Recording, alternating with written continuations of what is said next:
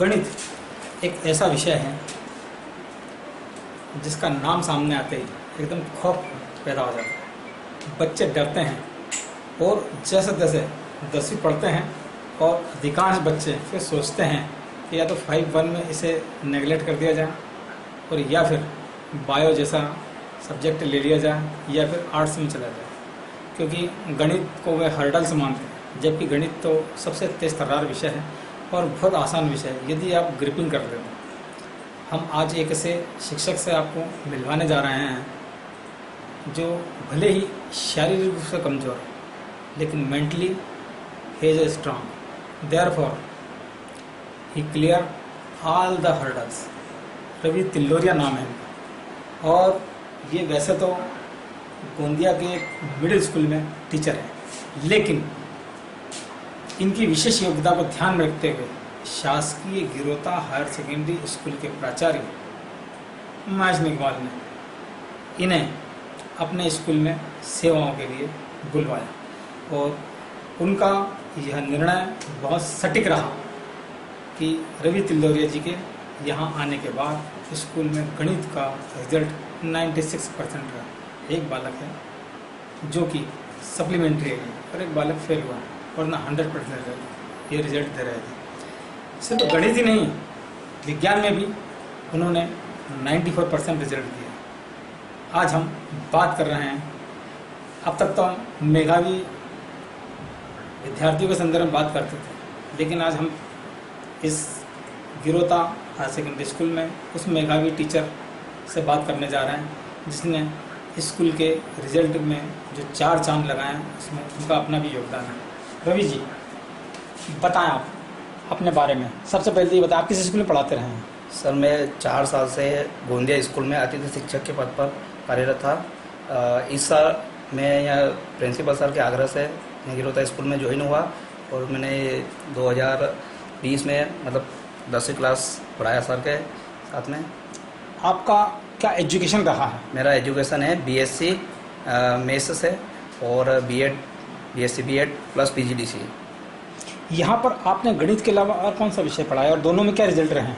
मैंने गणित के अलावा यहाँ पर साइंस सब्जेक्ट पढ़ाया और साइंस में मेरा 93% रहा और मैथ्स में 96% रहा। बच्चों पर आपने जो पिछले साल यहाँ का रिजल्ट सिर्फ 39% ही था, एकदम जंप किया 50% से भी ज़्यादा। आपने ऐसे क्या प्रयोग किया कि बच्चों के मन से गणित का डर ही ख़त्म कर दिया, जो बच्चों ने पूरे की पूरे सवाल बहुत अच्छे सम्स हल किए और नतीजा यह रहा कि सर होता ये है कि एक्चुअली जो गणित का सब्जेक्ट होता है उसमें जो बेसिक क्लियर होता है बच्चों का, तो उसमें गणित में डर नहीं होता बच्चों को। अभी क्या है कि यहाँ पे पहले हमने देखा था बच्चों का बेसिक ही कंप्लीट नहीं था, तो हमने सबसे पहले 1-2 महीना बेसिक पढ़ाया और एक्स्ट्रा क्लास में भी बेसिक पर विशेष ध्यान दिया।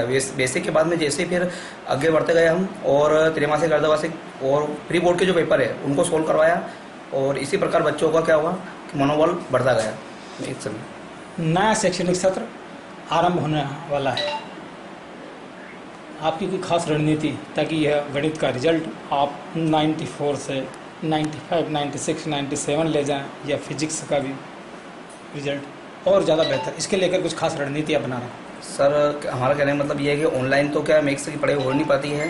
हम चाहते हैं कि स्कूल चालू होए और हमारे अतिथि शिक्षक की नियुक्ति होए तो हम मैथ्स को अच्छे से बच्चों को पढ़ा सकें, क्योंकि ऑनलाइन में बच्चों को मैथ्स पढ़ा नहीं सकते हम। जब तक साक्षात नहीं पढ़ाएंगे बच्चों को तब तक कुछ नहीं हो सकता और जब तक स्कूल नहीं खुलेंगे तो बच्चों का नुकसान ही होना है। अदर विषय तो अपन ऑनलाइन पढ़ा सकते पर मैथ्स से नहीं पढ़ा सकते। आप अभी से अलग से कुछ कक्षाएं, विशेष कक्षाएं लेने वगैरह पर कोई विचार, कोई प्लानिंग, योजना, ऐसा कुछ? सर प्लानिंग, क्योंकि ऑनलाइन में तो काफ़ी दिक्कतें हैं, सभी बच्चे 100% ग्रास्प नहीं कर पाते हैं और जरा सा भी डिसलिंक हुआ तो पूरा सम्स आउट ऑफ साइड हो जाता है। सर अलग से कक्षा तो ले सकते हैं, परंतु शासन की ओर से कोई ऐसा निर्देश नहीं है कि अलग से कक्षा ली जाए और हम कभी कुछ करना चाहें तो ऑब्जेक्शन हो सकता है कोई, इसलिए हम इसमें रिस्क नहीं लेना चाहते। सर श्री महेश निगवाल जी, आप प्राचार्य हैं गिरोता के और अपनी प्रयोग धर्मिता के लिए जाने जाते हैं, हमेशा बच्चों के हित में काम करते हैं, चाहे दिन हो या रात, उससे कोई उनको लेना देना नहीं। उनका यह है कि रिजल्ट अच्छा होना चाहिए और जो पेरेंट्स जिस भरोसे के साथ बच्चों को स्कूल भेज रहे हैं, इनकी कोशिश रहती है कि उस भरोसे पर खरा उतरा जाए।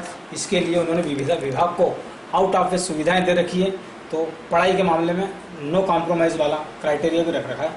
आपने नया प्रयोग किया, रवि जी को बुलवाया, क्या कुछ बताएं उससे, क्या घटना सर? इसमें हुआ क्या, एक्चुअली पिछले साल क्या हुआ कि मेरा रिजल्ट गणित में ये मानो कि 10 या 15% रिजल्ट निकला था। जब मैंने उसका समीक्षा की तो पता चला कि जो पिछले साल जो मैंने गणित का जो टीचर आती थी, शिक्षक रखा था, उसने पूरी तरह से 100% सेवाएं नहीं दी। समीक्षा में पता चला कि ये स्थिति बनी, तो उसके बाद मैंने जानकारी निकाली कि कौन क्या है। तो यहाँ पर वर्ग 1 का पद होने के कारण क्या वर्ग 1 का कोई टीचर रख नहीं पाया मैं, क्योंकि योग्यता वाला मिल नहीं पाया। सर रवि सर जब ये बीच में आए यहाँ पर आवेदन देने के लिए, तो जब मैंने इनके बारे में जब चर्चा करी, जानकारी निकली, तो मुझे ऐसा लगा कि यार सर लड़का मतलब टीचर बहुत अच्छा है, पढ़ाता भी है।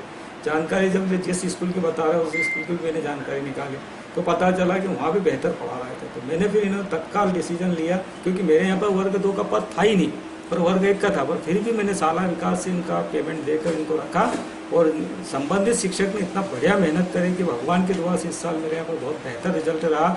और आशा करता हूँ कि आगे भी सर को मैं रखूँगा, शासन से भी मैंने अनुमति ली है, और आगे भी ये अच्छा प्रयास करेंगे और रिजल्ट अच्छा से अच्छा लाने की कोशिश करेंगे।